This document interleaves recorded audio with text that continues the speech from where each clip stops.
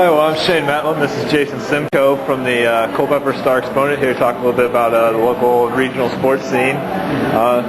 Big week in Culpeper County High School basketball last week. 3 games for the boys and girls teams. Boys went 3-0, girls 1-2. What did you see from the teams this week, Jason? I'll tell you what, the Blue Devils, I thought on both sides, girls and boys, looked really good. Boys, of course, were 3-0. Real big win on Friday against Loudoun Valley. Both teams came into that game with 1 district loss, so big opportunity for the Blue Devils to kind of get a leg up in the district race, and I thought they came out and executed very well. And on the girls' side, they struggled early in the year. They were 1-7 in their first 8 games, but I really feel like they're starting to turn the corner. They're 3-3 in their last 6 games, and really starting to play a lot better as a team, a much more complete effort. What did you see that you liked? Yeah, I thought the big thing for the boys was, they went on the road and got 2 games. They kind of struggled a little bit more on the road. Relatively speaking, they've had a great season so far, but relatively speaking, on the road has been tougher for them. But they go to James Monroe, really athletic team, and they're able to get a win there. And then, like you said, coming back and beating Loudoun Valley at home, that was big because it's going to be real tough to go up there and get, another win on the road. And it doesn't get any easier for them because Osborne Park on Tuesday is their next game, and that's going to be a real tough one.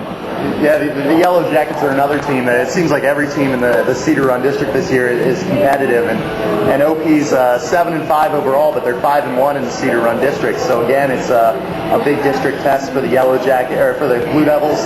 Yellow Jackets have a kid named Marcus Brooks. He's a big man, could cause Culpeper some problems. But I'll tell you what I like about the Blue Devils is their balanced attack, and I think it's going to serve them really well through the rest of the year. They've got Eric Washington and Solomon Francis, guys who can score a lot and put up big numbers, but they've also got guys like Kyle Majors and Stevie Strother and Jermaine Pettyjohn, Odie Vini, guys who, on any given night are good for 10 or 12 points. And I think that's going to pay off in a big way. Yeah, when Kyle Majors is hitting from the outside and gives them a 3-point threat, they're really a tough team to beat. And, like you said, on the girls' side, they've been playing a lot better lately. And, it's a tough start for them, after winning their opening game at Orange. They come back and lose 7 in a row, I believe it was. And, since then, they're doing a good job. Well, I think with the girls' team, part of the problem is that they're a very young team. I mean, they start 1 senior. They only have 2 seniors on the roster. They're starting 2 sophomores and a freshman. So, I think that was a matter of time, getting to know each other as a team and kind of buying into, first-year coach Mike McCombs, kind of getting into his system and getting a feel for each other. So I think, better things are coming as we close out the year. Yeah. As far as, the upcoming week of Culpeper basketball, I talked a little bit about Osborne Park boys, but, it's going to be a big week for the girls because they're trying to call back into this district race with, they have a district win now over Loudoun Valley.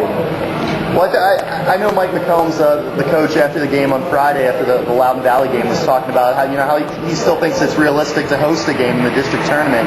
And I think to do that, they're going to need to finish strong, and they can get a good start here against OP. I think OP is 6-8 right now, 3-3 in the Cedar Run, if I remember correctly. So, should be a good game, one that the girls can be competitive in. So, I think they have a good opportunity. Yeah. On the regional sports scene, it's a big ACC weekend this week. Virginia Tech pulls out a 1-point win against Maryland. Virginia Tech, another team using some young guys to get it done. It was a heck of a game.